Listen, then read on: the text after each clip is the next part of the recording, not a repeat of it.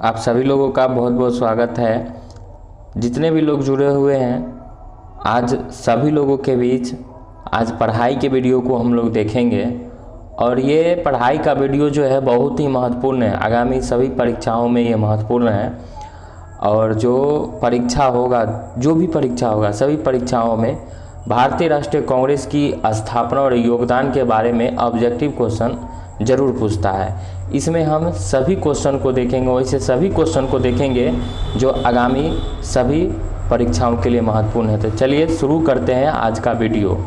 चलिए, आप ऊपर में आप सभी लोगों को यहाँ पे दिखाई दे रहा होगा भारतीय राष्ट्रीय कांग्रेस की स्थापना एवं योगदान। सबसे पहला यहाँ पे ये देखिएगा कि भारतीय राष्ट्रीय कांग्रेस की जो स्थापना हुई थी वो 28 दिसंबर 1885 ईस्वी को हुआ था। एक ब्रिटिश सेवानिवृत्त सिविल सेवक थे, उनका नाम था एओ हुम, और इनका पूरा नाम था एलन ऑक्टेवियन ह्यूमन के द्वारा किया गया था, यानी एओ हुम के द्वारा किया गया था।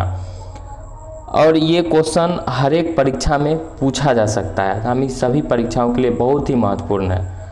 आगे देखते हैं कांग्रेस का प्रथम अधिवेशन कब हुआ था। तो कांग्रेस का प्रथम अधिवेशन 28 दिसंबर 1885 ईस्वी में बम्बई के गोकुलदास तेजपाल संस्कृत महाविद्यालय में आयोजित किया गया था। अगर यहाँ पे क्वेश्चन ये पूछेगा कि कांग्रेस का प्रथम अधिवेशन किस जगह पे हुआ था, तो बम्बई में हुआ था।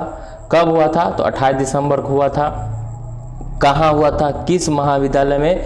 तो गोकुलदास तेजपाल संस्कृत महाविद्यालय में हुआ था। ठीक है, देखिएगा यहाँ एमटीएस में भी क्वेश्चन पूछा गया है, यूपीएसएससी में भी पूछा गया है। ठीक है, आगे चलते हैं। आगे वस्तुतः इसकी स्थापना इंडियन नेशनल यूनियन भारतीय राष्ट्रीय संघ 1884 के ईस्वी में नाम से हुई थी। मतलब राष्ट्रीय कांग्रेस की स्थापना से पहले इसका नाम जो था इंडियन नेशनल यूनियन था, जो 1884 में हुआ था। इसके प्रथम अधिवेशन में दादा भाई नौरोजी के सुझाव पर इसका नाम बदलकर भारतीय राष्ट्रीय कांग्रेस कर दिया गया था। यानी दादा भाई नौरोजी जिनको वयोवृद्ध के नाम से जानते हैं, तो उनके ही सुझाव पर इंडियन नेशनल यूनियन का नाम बदलकर भारतीय राष्ट्रीय कांग्रेस कर दिया गया था। ठीक है, आगे चलते हैं। एक एक चीज़ को हम बारीकी से समझने का प्रयास करेंगे। ठीक है, एक एक चीज़ को बारीकी से समझने का प्रयास करेंगे। आगे है, कांग्रेस के पहले सम्मेलन की अध्यक्षता बेमेश चंद बनर्जी ने की थी। अगर आपसे क्वेश्चन पूछेगा कांग्रेस के प्रथम सम्मेलन की अध्यक्षता किसने किया था, तो बेमेश चंद बनर्जी ने की थी, जिसमें दादा भाई Naoroji, Firoz Shah Mehta, Kashinath Telang, Dinshaw Wacha, V Raghavachari, S Subramaniam, S G Chandavarkar समेत 72 प्रतिनिधियों ने हिस्सा लिया था। अब इसमें यह क्वेश्चन पूछेगा कांग्रेस के प्रथम अधिवेशन में कितने प्रतिनिधियों ने भाग लिया था, तो 72 प्रतिनिधियों ने भाग लिया था। इसमें कुछ नाम है, ये भी आपको याद रखना। और देखिए यहाँ पे 53 से 55 बीपीएससी प्री 2011 में पूछा गया है। भारतीय राष्ट्रीय कांग्रेस के प्रथम महासचिव एओ हुम थे। प्रथम महासचिव जो थे वो एओ हुम थे। ह्यूम के जीवनीकार, जो उनके जीवनीकार थे वो कौन थे, तो विलियम बेडनबर्न इनके जीवनी को लिखे थे। ठीक है, चलिए आगे देखते हैं।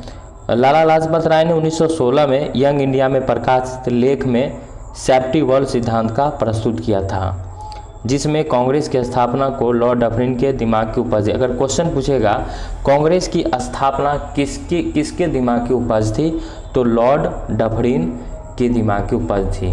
और ये भी याद रखना है कि भारतीय राष्ट्रीय कांग्रेस की जिस समय स्थापना हुई थी, उस समय कौन से ब्रिटिश शासन कर रहे थे, तो लॉर्ड डफरिन। ये भी याद रखना है, एक एक क्वेश्चन को याद रखना है। हालांकि बहुत दिनों के बाद हम पढ़ाई का वीडियो आप लोगों के बीच रख रहा हूं, और मेरा कोशिश रहेगा कि कम से कम डेली कम से कम कुछ क्वेश्चन जो है, जो महत्वपूर्ण क्वेश्चन होगा, उसको मैं डालने का प्रयास करूं।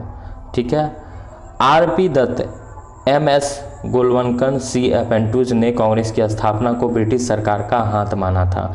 मतलब यहाँ पे ये आरपी दत्त हैं और एमएस गोलवलकर, सीएफ एंड्रूज हैं, वो कांग्रेस की स्थापना में ब्रिटिश सरकार का हाथ बताया था कि ब्रिटिश सरकार के सहयोग से ही इसकी स्थापना हुई है। कांग्रेस के तड़ित चालक सिद्धांत के प्रस्तुत गोपाल कृष्ण गोखले थे। यानी तड़ित चालक का सिद्धांत जो है वो गोपाल कृष्ण गोखले ने दिया था। गोपाल कृष्ण गोखले जो थे वो आपको पता होगा कि तड़ित चालक सिद्धांत के प्रस्तुत करना। गोपाल कृष्ण गोखले महात्मा गांधी के राजनीतिक गुरु भी माने जाते हैं। कांग्रेस की स्थापना का उद्देश्य क्या था? कांग्रेस की स्थापना का उद्देश्य तो देश में व्याप्त धर्म, जाति, वंश एवं प्रांत संबंधी विवादों को समाप्त कर राष्ट्रीय एकता की भावना को प्रोत्साहित करना कांग्रेस का उद्देश्य था। शिक्षित वर्ग के सहयोग से सामाजिक, राजनीतिक, आर्थिक विषयों पर जन कल्याणकारी नीति निर्धारण करना था। ये कांग्रेस की स्थापना का मुख्य उद्देश्य था कि शांति व्यवस्था स्थापित हो। ठीक है, ये सारे चीज़ कांग्रेस का उद्देश्य था।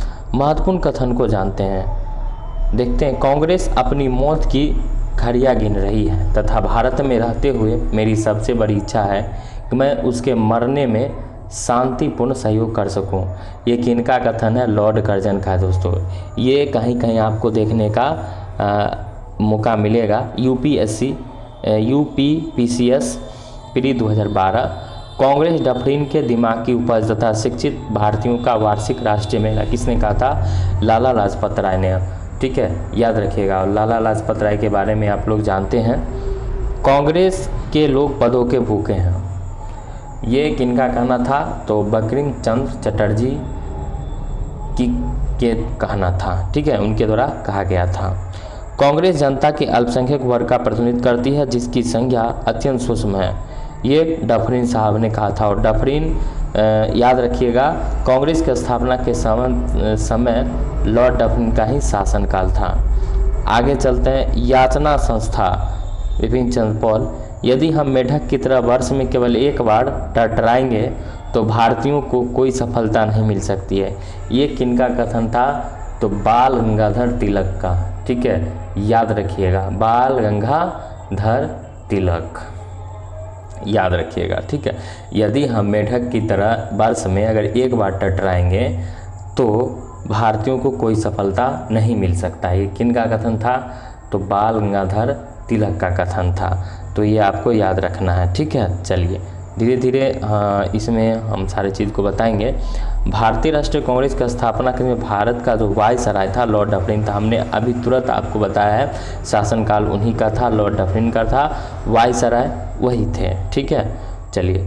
कांग्रेस के लिए समर्थन प्राप्त करने के उद्देश्य से जुलाई 1889 ईस्वी में लंदन में विलियम डिब्बी की अध्यक्षता में ब्रिटिश कमेटी ऑफ इंडिया की स्थापना की गई। विलियम डिब्बी की अध्यक्षता में इस समिति ने भारतीय मामलों में अंग्रेज को अवगत कराने के लिए इंडिया नामक साप्ताहिक पत्र निकाला। तो इंडिया नामक साप्ताहिक पत्र किसने? विलियम डिब्बी के द्वारा। भारतीय राष्ट्रीय कांग्रेस पर प्रार्थना याचना की राजनीति करने का आरोप बाल गंगाधर तिलक ने लगाया था। लखनऊ अधिवेशन कब हुआ था? तो 1916 में हुआ था। और भारतीय राष्ट्रीय कांग्रेस तथा मुस्लिम लीग के मध्य समझौता हुआ था। ठीक है, तो अगर क्वेश्चन पूछेगा भारतीय राष्ट्रीय कांग्रेस और मुस्लिम लीग के बीच समझौता कब हुआ था? तो लखनऊ अधिवेशन हुआ था 1916 ईस्वी में। एक एक क्वेश्चन को हम आप डिस्कस कर रहे हैं। भारतीय राष्ट्रीय कांग्रेस के 1916 ईस्वी के लखनऊ अधिवेशन में बाल गंगाधर तिलक ने कहा था कि स्वराज मेरा जन्मसिद्ध अधिकार है और मैं उसे लेकर ही रहूंगा। किस अधिवेशन में? दोस्तों ये महत्वपूर्ण क्वेश्चन है। अगर आपसे पूछा जाएगा कि स्वराज मेरा जन्मसिद्ध अधिकार है और मैं उसे लेकर रहूंगा, ये कौन अधिवेशन में है? तो लखनऊ अधिवेशन में बोले थे कौन? बाल गंगाधर तिलक। और लखनऊ अधिवेशन कब हुआ था? तो 1916 में हुआ था। ये क्वेश्चन 53 से 55वीं बीपीएससी प्री में 2011 में पूछा हुआ है। लाल, बाल और पाल त्रिकूट के लाला लाजपत राय वर्ष 1920 में कोलकाता के विशेष अधिवेशन में भारतीय राष्ट्रीय कांग्रेस के अध्यक्ष बने थे। यह बात आपको याद रखना है। बाल गंगाधर तिलक को कभी भी भारतीय राष्ट्रीय कांग्रेस का अध्यक्ष नहीं बनाया गया। अगर क्वेश्चन आपसे पूछा जाएगा कि बाल गंगाधर तिलक को भारतीय राष्ट्रीय कांग्रेस का अध्यक्ष चुना गया था, नहीं, कभी नहीं। स्वराज को राष्ट्रीय मांग के रूप में सर्वप्रथम दादा भाई नौरोजी ने 1906 के कलकत्ता अधिवेशन में रखा था। क्वेश्चन पूछेगा कि स्वराज की मांग किस अधिवेशन में की गई थी? तो कोलकाता अधिवेशन में। कब किया गया? 1906 में। किन के द्वारा किया गया? तो दादा भाई नौरोजी के द्वारा किया गया। ठीक है, ये सारा चीज़ आपको याद रखना है। आगे चलते हैं और आगे देखिएगा यहाँ पे भारतीय राष्ट्रीय कांग्रेस प्रथम अध्यक्ष WC बनर्जी, प्रथम मुस्लिम अध्यक्ष बदरुद्दीन तैयब जी, प्रथम यूरोपीय अध्यक्ष जॉर्ज यूले, प्रथम महिला अध्यक्ष एनी बेसेंट। हाँ, यहाँ पे होगा कि प्रथम भारतीय महिला अध्यक्ष तो सरोजिनी नायडू यहाँ पे लिखा हुआ है। सबसे युवा अध्यक्ष मौलाना अबुल कलाम आज़ाद।